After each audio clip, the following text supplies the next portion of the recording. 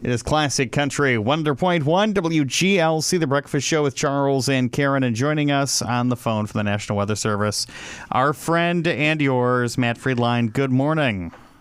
Good morning, Charles. Glad you're back. Talk about a strange situation, this severe weather event for tonight. A lot of red on that map. Can you tell us what it is we're looking at when you see that shared in social media when they talk about the severe weather and how large this splotch is that covers much of western Illinois? Sure. It's another large weather system, and we've really had a parade of those going back, honestly, 1 to 2 months, responsible for the heavy rain in California, the huge snow amounts in Minnesota and Wisconsin, and just a week ago tonight, the severe weather in the Deep South, including the deadly Mississippi tornado. So this is another one of those, and it's further north, and that puts us in the severe weather risk. Really, the whole Mississippi Valley is in that severe weather risk, including much of the state of Illinois here. And so severe weather risks, we kind of say from 0 to 5 in the National Weather Service. And this is a level 4 here today. That's rare. We get under those. Some years we don't have them at all. So that's sort of the spectrum that we're on here today. And so we could see something that would be like equivalent to maybe like the storm systems you will see in the Deep South or like across Texas and Oklahoma. This is going to be one of those things where it's going to be fast-moving, dangerous winds and definitely just some heavy storms. That's correct. Yep. And in the springtime, we can get those setups. And today, you'll feel the temperatures jump this afternoon. We'll be in the mid to upper 60s. The south winds will be increasing. It may even feel a little humid. All those ingredients for the last day of March are awfully early. And there's a lot of wind in the atmosphere. And that's really what sets this apart. Just a lot of wind. We call that wind shear. That'll cause the storms today to rotate and organize and bring the threat of, as you said, damaging winds.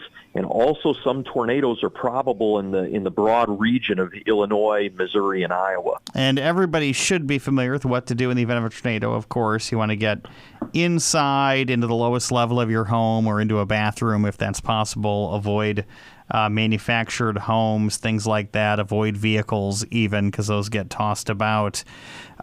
Tornadoes so far, we had a couple already this year in Illinois, haven't we? That's right, and a sign of how active the pattern has been in 2023. A couple systems, both one in January and one there early this month, produced tornadoes in central Illinois or up as far as even the Chicago suburbs. So that's a sign of just how active we've been. And as you mentioned, people really well aware usually what to do when a warning comes out. But even think about here now and into this afternoon, just going through what your safe place is in the workplace, at home. If you happen to be in between the both, what action would you take if severe weather is bearing down on you? And I guess that's important for many folks. Although here around the workplace, Karen, I don't know. Are we caring that much? I mean, we won't be here when the severe weather hits. Our afternoon crew will be here. But I do care, and I know that if they go into this hallway right behind our studio, it's probably their best bet. Oh, okay. Well, I just hope that none of my knickknacks get jostled. Your little toys. Yeah, because I have plenty of stuff sitting here in the studio. I mean, it's one thing that lives are in danger, but if my knickknacks get moved, I'm going to be a very angry boy. What about Dudley? Dudley, of course, Dudley, my ventriloquist dummy that lives here in the studio. Matt Friedlein, I'm glad that we're wasting your time as you've got important things to do here with the National Weather Service. How busy are you guys going to be today keeping tabs on this thing? Yeah, it will be a very busy day for us and offices to our south and west as well. I will be starting at noon and likely going through the evening hours. And the threat, it looks like there are maybe 2 windows of thunderstorm times this afternoon and then again early this evening in your listening area there. So already by as early as like 1:30, some of the storms developing in Missouri right now, maybe closing in there. So just stay alert for watches and warnings. Would not be surprised at all today that we issue a tornado watch for the area. And that just means to watch out, be prepared, probably not wander too far away from home or wherever your safe place is, and then just stay alert for warnings. Matt Friedlein joining us in the National Weather Service. Of course, you will hear the National Weather Service when they fire those EAS alerts over the airwaves, and you guys will cut in and let everybody know the important weather news. Have you ever had the opportunity to send one of those out? Have you ever had to hit the button and send out the alert?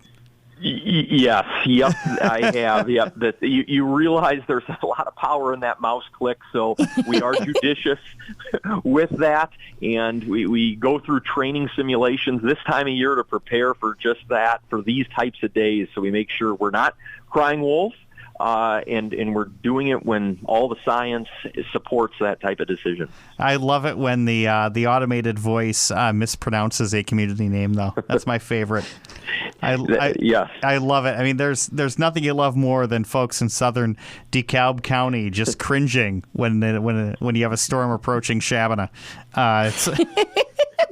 Yes, exactly. The weather radio voice has come a long ways over the decades, but there are still a few that trip it up. Yeah, you get a storm traveling between Rollo and Shabana. The National Weather Service is not your friend because they will never get those names right. Nope, no programming has conquered that. Hey, thank you so much. If we have to, we'll talk over the weekend and more, okay? Sounds good. Stay safe, Charles and Karen. We will. Thank you. Matt Friedlein, National Weather Service.